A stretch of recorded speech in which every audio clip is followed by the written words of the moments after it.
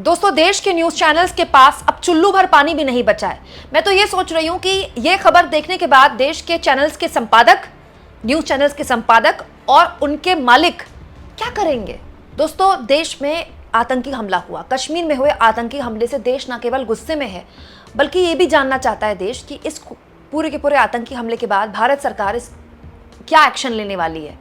लेकिन भारत सरकार एक्शन ले उससे पहले ही न्यूज चैनल्स में अजीबोगरीब रिएक्शन देखने को मिल रहा है। सुबह 6 बजे से लेकर रात के 12 बजे तक एंकर पूरे वॉर मूड में होती है, ऊपर लिखा होता है वॉर रूम, और 4-5 रक्षा विशेषज्ञों को बिठाकर दिन भर इसी पर चर्चा होती है कि भारत अब पाकिस्तान पर युद्ध करने वाला है, भारत पाकिस्तान पर यह मिसाइल फेंकने वाला है, भारत पाकिस्तान पर यह मिसाइल भेज सकता है, भारत के पास ये मिसाइल है। और तो और दोस्तों, न्यूज चैनल्स में लाइव बताया जा रहा है कि भारत का ये बेड़ा सीमा के करीब पहुंच रहा है। ऐसी ऐसी जानकारियां न्यूज चैनल्स में लाइव चल रही हैं जो किसी भी हाल में नहीं चलनी चाहिए, क्योंकि ऐसी जानकारियां देकर तो आप अपने दुश्मनों को पहले ही आगाह कर रहे हैं। अब इस पूरे के पूरे मसले पर हालत ये हो गई दोस्तों कि भारत सरकार द्वारा न्यूज चैनल्स को याद दिलाई गई कि आप अपनी जिम्मेदारी भूल गए हैं क्या।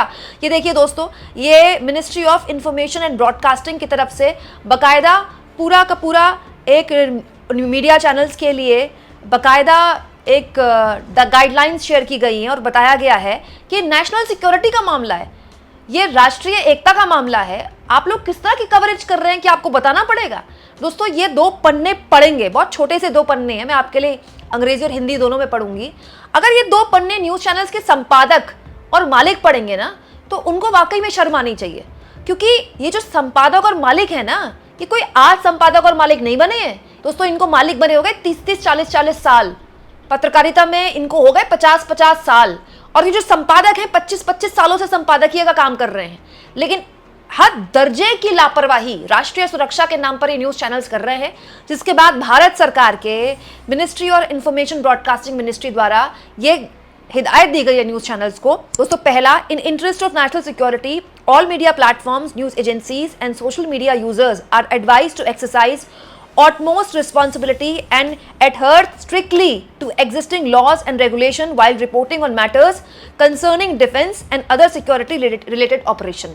मतलब ना केवल main stream media, news agencies, बल्कि सोशल मीडिया वालों को भी हिदायत दी गई है कि डिफेंस और अदर सिक्योरिटी रिलेटेड ऑपरेशंस के बारे में जब आप रिपोर्टिंग करें तो समझदारी के साथ रिपोर्टिंग करें। दोस्तों, बहुत सारे ऐसे यूट्यूब के प्लेटफॉर्म्स भी हैं जहां पर डिफेंस की ही जानकारियां दी जाती हैं कि हमारे पास किस तरह का बेड़ा है, हमारे पास कौन सा विमान है, हमारे पास कौन सी मिसाइल है। वो चैनल्स ही डिफेंस के होते हैं, वो भी इस वक्त बहुत अलग तरह से चल रहे हैं, तो उनको भी यहाँ पर हिदायत दी गई है। दोस्तों, इसके अलावा यहाँ नो रियल टाइम कवरेज लिखा गया है, मतलब कोई भी रियल टाइम कवरेज ना की जाए, और reporting based on sources based reporting भी ना की जाए, जिससे कि आतंकियों को या फिर हमारे दुश्मनों को पता चल जाए कि हमारी जो सुरक्षा बल है उनकी मूवमेंट कहाँ हो रही है। दोस्तों, यहाँ पर pre mature disclosure of sensitive information की बात की गई है कि आप वक्त से पहले ही बहुत ही सेंसिटिव इन्फॉर्मेशन अगर बाहर बता देंगे तो फिर आप तो एक तरह जासूसी का काम कर रहे हैं ना। यहाँ पर ये जासूसी शब्द इस्तेमाल नहीं किया गया, मैं एक बता रही हूँ आसान भाषा में आपको। तो प्री मैच्योर डिस्क्लोजर इन्फॉर्मेशन के साथ साथ जो लाइव कवरेज लगातार चल रही है, लगातार सेना के बड़े बड़े जो गाड़ियां हैं वो गुजर रही हैं तो उनकी लाइव कवरेज की जा रही है, उसको भी रोकने के लिए कहा गया है। इसके अलावा दोस्तों, यहाँ पर बताया गया है कि पिछले जो इंसिडेंट्स हैं हमारे देश में, चाहे वो करगिल वॉर हो, चाहे वो 26/11 का हमला हो, चाहे वो कांधार की हाईजैकिंग हो, ये बताया गया है इसमें कि इस तरह के इंसिडेंट्स में हमने देखा है कि लाइव कवरेज जब मीडिया ने दिखाई उससे आतंकियों को मदद मिली।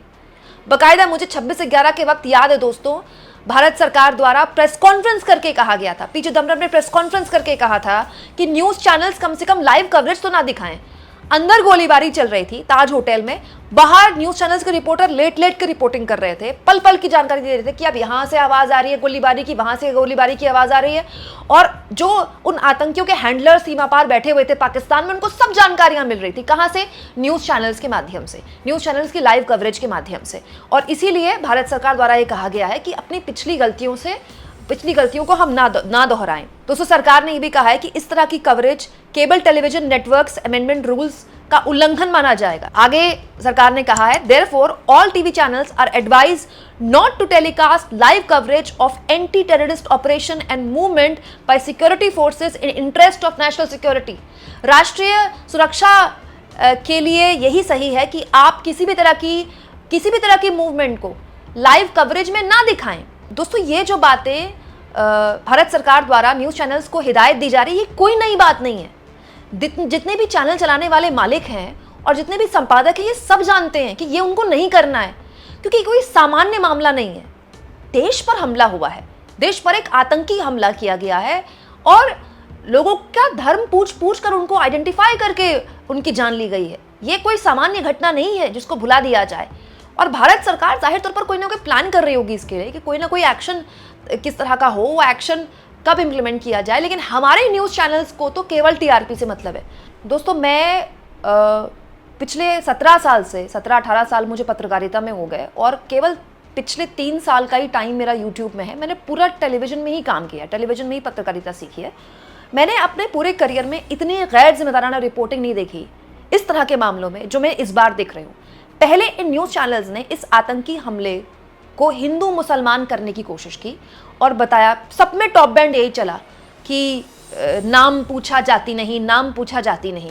ये किसको फ़ायदा पहुंचाता है मुझे आपको बताने की ज़रूरत नहीं। दोस्तों इसके ज़रिए इस आतंकी हमले के पीछे क्या सवाल थे, क्या गलतियाँ थी, उसको छुपाने की कोशिश की गई। लेकिन जब वो नहीं छुपा तो फिर न्यूज़ चैनल्स के जितने भी एंकर हैं इस वक्त कश्मीर में पहुँचे हुए हैं और वो कश्मीर में पहुँच ना केवल अनर्गल लाइव कवरेज कर रहे हैं, बल्कि न्यूज़ चैनल्स की कश्मीरियों के साथ ज़बरदस्त तरीके से एक भिड़ंत की वीडियो भी सोशल मीडिया में वायरल है। मैंने जानबूझ के वो आपको नहीं दिखाई, क्योंकि मैं चाहती ही नहीं कि कश्मीर के हमारे भाई बहनों के लिए किसी भी तरह की कोई नेगेटिव खबर चले, क्योंकि वो भी उतने ही पीड़ित हैं इस हमले से जितने हम पीड़ित हैं। उनकी आत्मा भी उतनी छलनी है जितनी हमारी छलनी है।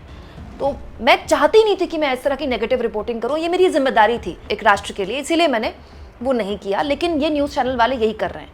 पहले इन्होंने देश इस आतंकी हमले को हिंदू मुसलमान करने की कोशिश की, उसके बाद एक कश्मीर में जाकर कश्मीरियों से वहाँ के एंकर बैठकर वहाँ लड़ाइयाँ कर रहे हैं उनसे, उसके बाद उसमें टीआरपी वसूल रहे हैं। और सोचिए दोस्तों, अब भारत सरकार को न्यूज़ चैनल वालों को याद दिलाना पड़ रहा है कि हद में रहिए। जो आपके पहले ही नियम कानून बने हैं, अगर आपने उसका उल्लंघन किया तो इस पर सख्त एक्शन होगा और बिल्कुल सख्त एक्शन होना चाहिए। दोस्तों, ये आतंकी हमला है। हमारी सरकार से शिकायतें हैं, वो हम शिकायतें करेंगे, आगे भी करेंगे भाई।